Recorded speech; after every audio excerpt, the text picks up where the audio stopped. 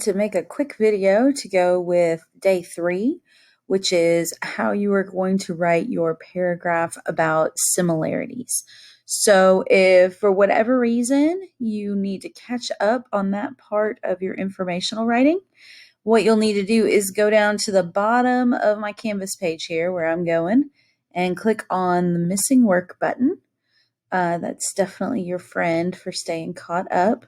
You'll scroll to the bottom of reading, and that's where these purple boxes are all the boxes for staying caught up on our informational write before we're done for the holidays. So hopefully you've already done day 1 and day 2. If you have and you're ready for day 3, you click here. And remember that takes you to what we call our writing table. So that's where you just pick your name, and it's going to open a document that has your country's texts and your Venn diagram that you finished on day 1. So you definitely need this Venn diagram. So if you've not done day 1, go back to the missing work page now. Do that quick video. It's only about 3 minutes. Do your Venn diagram and then your introduction, and then you'll be ready for this one. So if you are ready for day 3, if you've got a tab open with your Venn diagram and your text, then the next thing you'll need to do is open another tab here. Go to Google. It should appear on Google, but you'll click your waffle. And at this point, you can go to your Drive or your Docs if you've already started your Google Doc. I'm going to use Docs. And the first one that shows up is mine. So I'm going to click on that. And right here is my very nice 5-sentence introduction that showed my reader what I'm going to be writing about, but did not give away too many of the details.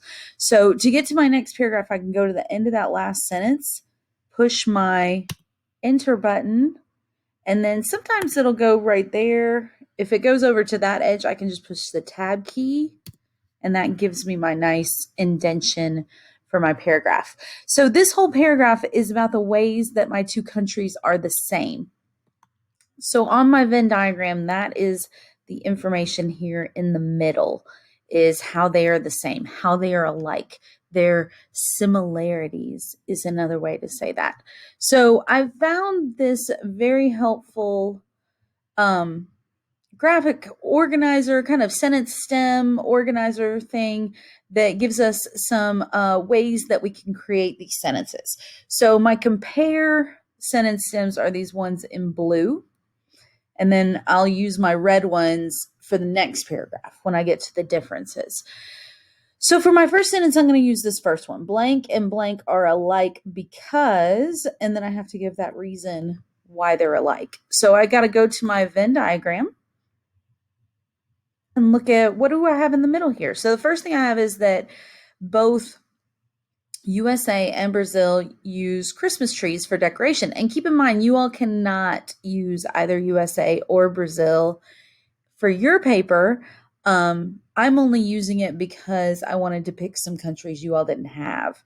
So for mine, if I'm using that sentence stem, I would put USA and Brazil are alike because they both use Christmas trees for decoration, or they both enjoy decorating Christmas trees, something like that.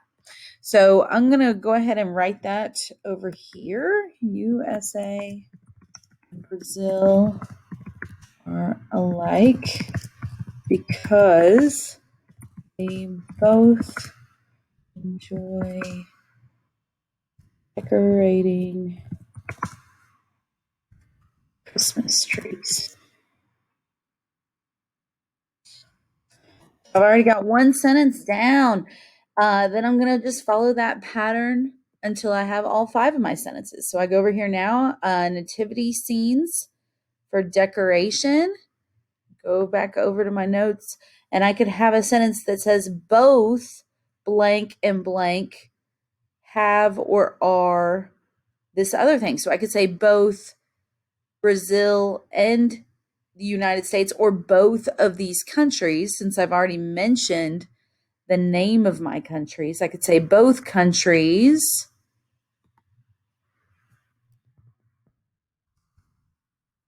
also,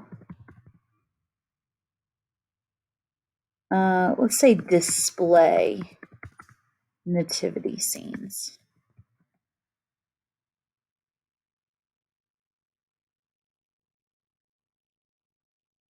All right. So I've got two sentences there. USA and Brazil are alike because they both enjoy decorating Christmas trees.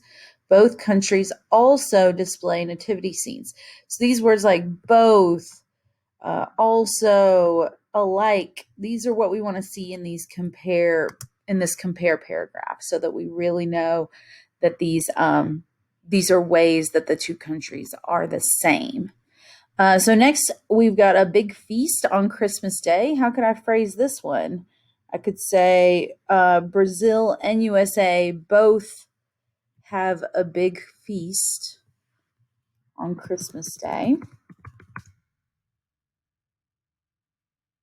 Both have a big feast on Christmas Day.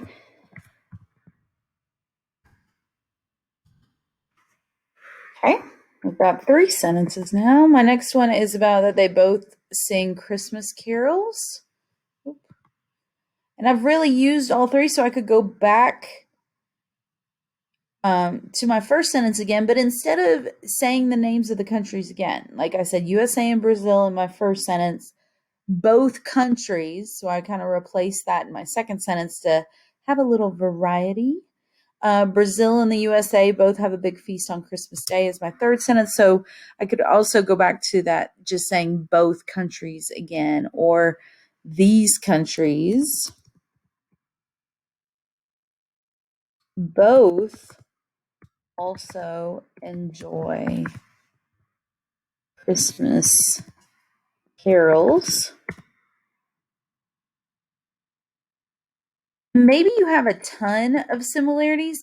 So maybe you could make some compound sentences. Maybe you could put Christmas trees and nativity scenes together, or the feast and the Christmas carols. They do both of these. So we could just have a comma and that connector word and in there to make a good compound sentence. I'm going to make my last sentence about Santa is the gift giver. And for this one, I'm going to start with the similarity and then add the rest of the sentence. So I'm going to start with this phrase Santa is the gift giver. Let's actually start the sentence with the word lastly, since this is the last sentence in this paragraph. Lastly, Santa is the gift giver in both, say, America and Brazil.